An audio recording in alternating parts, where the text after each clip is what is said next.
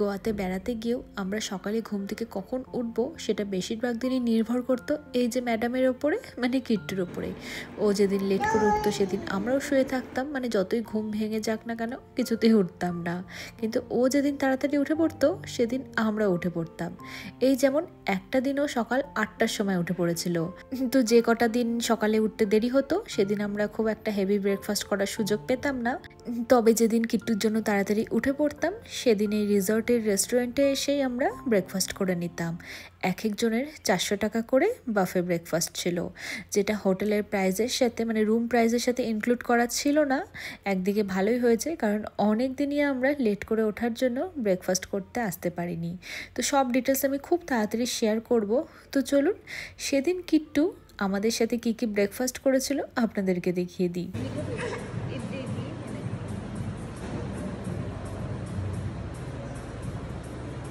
এটা ইডলি,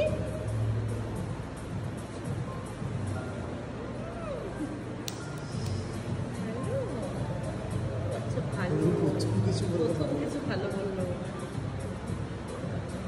এটা কি মাম্মা? এটা কি? এটা কি?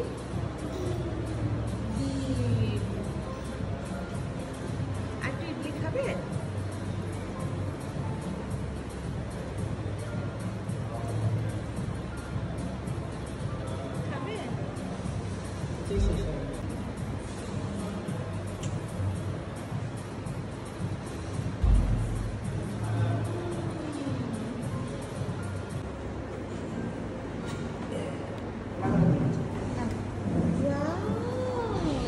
আমরা খেতে দিয়ে দেবো এখানে।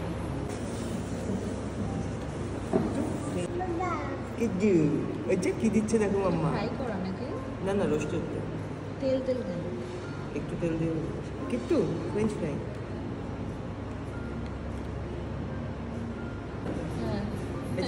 এটা উঠবে না, এটা উঠবে না, বাড়িটা ওঠে। এটা উঠবে না। হ্যাঁ, ওটা উঠবে না, এটা ওটা এটা বাড়ির না তো, বাড়িটা ওঠে।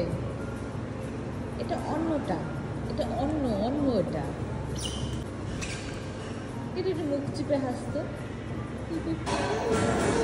হ্যাঁ,